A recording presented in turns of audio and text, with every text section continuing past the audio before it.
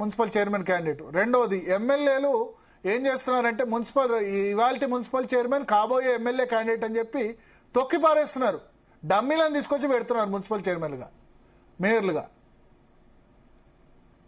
ఇప్పుడు ఇంకో రకంగా ఏం చేశారంటే ఈ మున్సిపల్ చైర్మన్ పోస్టులను రిజర్వేషన్ మార్చినప్పుడు, for example SC MLA constituency ఉంటే ఆ మేజర్ మున్సిపాలిటీని బీసీ మేలో బీసీ ఫీమేలో చేసినారు. ఇదొక రకమైన రాజకీయం. ఇట్లా రిజర్వేషన్ పాలసీని కూడా తమ రాజకీయ భవిష్యత్తును దృష్టిలో పెట్టుకుని మార్చి వ్యవహారాలు చేస్తానట. మీరు అన్నట్టుగా డైరెక్ట్ గా మున్సిపల్ చైర్మన్ ను డైరెక్ట్ గా అపాయింట్మెంట్ చేసుకుంటే డైరెక్ట్ గా ఎలక్షన్ జరిపితే పబ్లిక్ ఏంటంటే ఆ ఊర్లో ఉన్న బెస్ట్ చైర్మన్ ఎవరు, మన మున్సిపాలిటీ డెవలప్మెంట్ ఎవరితో అవుతుంది అన్నది డిసైడ్ చేస్తారు. సుస్థిరంగా ఉంటది. రెండు ఓట్లు వేయచ్చు కదా, కౌన్సిలర్ కు ఒక ఓటు, మున్సిపల్ చైర్మన్ కు ఓటు. గ్రామ పంచాయతీలు వేస్తలేమా? కరెక్ట్. అది బాగుంటది. సుస్థిరత అనేది కొద్దిగా వస్తుంది, ప్రజాస్వామ్య భరితంగా ఉంటది, పనులు జరుగుతాయి. తర్వాత అకౌంటబిలిటీ ఆధారపడి రోజు రోజు దినసరిగా ఒక దరిద్రం అంటే దరిద్రం తయారైంది. ఇప్పుడు యాక్చువల్లీ వీళ్ళు వార్డు మెంబర్లుగా వచ్చిన వాళ్ళు, తర్వాత కౌన్సిలర్లుగా వచ్చిన వాళ్ళు, వీళ్ళంతా కాంట్రాక్టులు చేసుకుంటారండి. వేరే వాళ్ళ బంధువుల పేరు మీద కాంట్రాక్టులు చేసుకోవడం, డబ్బులు దండుకోవడం. అసలు నాణ్యత లేని పనులకు 70% కారణము వీళ్ళే అనమాట.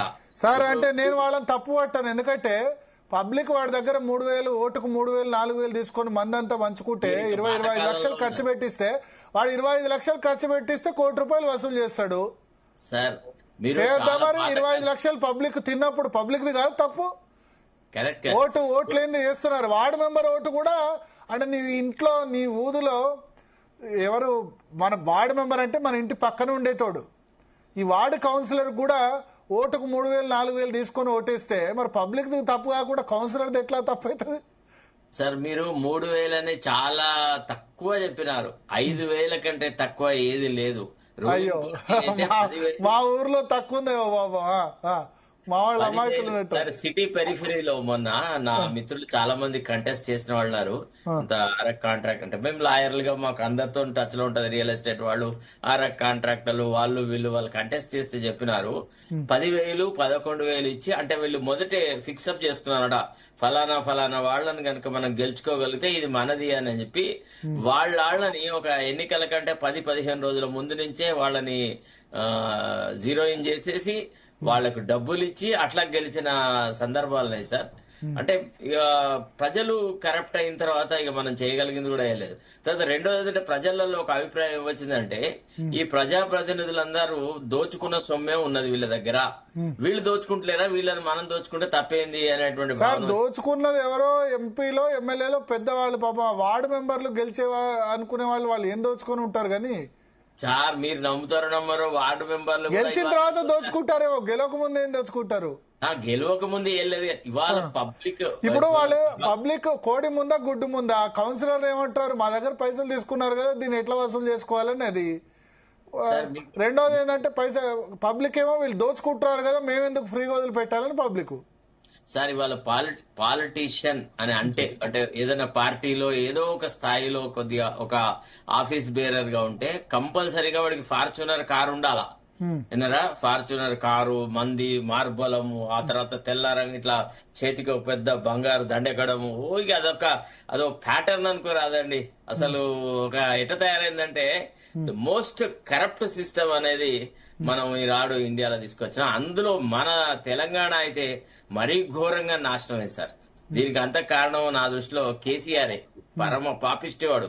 అసలు ఈ ఉద్యమకారులందరినీ బొంద పెట్టేసేసి ఉద్యమంతో సంబంధం లేదు. మీరు అన్నది వాస్తవం. 2014 వరకు అసలు డబ్బు రాజకీయాలే లేవు. 2 కోట్లతో ఎమ్మెల్యే గెలిచిన వాళ్ళు 18కి వచ్చేసరికి ఒక్క ఎమ్మెల్యే క్యాండిడేట్ తోటి 10 కోట్లు ఇవ్వడం తోటి మొత్తం సిస్టమ్ ఖరాబ్ అయింది. ఆంధ్రప్రదేశ్ లో ఉండగా తెలంగాణలో లేదు, తీసుకొచ్చాడు ఈ సిస్టమ్. సార్ ₹1 ఎక్కడ సార్? 20-30 లక్షలలో ఎమ్మెల్యేలుగా గెలిచిన వాళ్ళు, 10-15 లక్షలలో గెలిచిన వాళ్ళు చాలా మంది ఉండరు సార్. అంటే ఈ కేసీఆర్ ఏదైతే ఈ డైరెక్ట్ గా పార్టీ ద్వారా ఎమ్మెల్యే అభ్యర్థికి డబ్బులు ఇవ్వడము, తర్వాత బీఫామ్ ఇవ్వడము, వాడిని ఎన్నుకోవడము అనేది మొదలెట్టినాడు.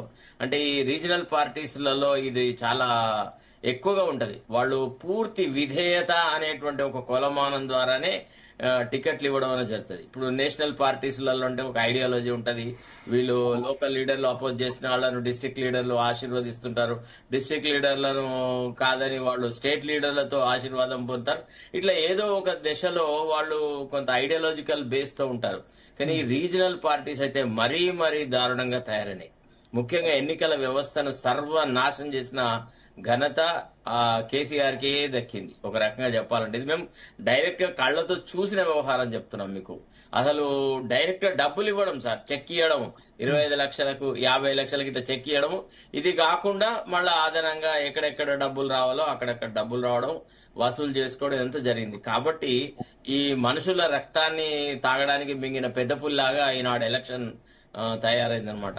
కాబట్టి మీరు చెప్పినట్టుగా డైరెక్ట్ ఎలక్షన్స్ అయితేనే బాగుంటది. కొద్ది ఎన్నికల సంస్కరణలు అయితే రావాలి సార్. ఇది రాకుంటే చాలా ఘోరంగా ఉండేటట్టుంది. భారతదేశంలో ప్రజాస్వామ్యాన్ని అమ్మకానికో తూకానికో పెడతారేమో అని భయం అయితే వస్తుంది. ఓకే ఓకే నరహరి వేణుగోపాల్ రెడ్డి గారు ఏం చెప్తారు? దేవి ప్రసాద్ గారు కూడా జాయిన్ అయ్యారు బీఆర్ఎస్ నుంచి. మీరు చెప్పేదంతా విన్నాను శ్రద్ధగా. మీ ఆవేదన కూడా చూసిన. మీ ఆవేదనే మా ఆవేదన. అయితే ఇక్కడ డైరెక్ట్ ఇండైరెక్ట్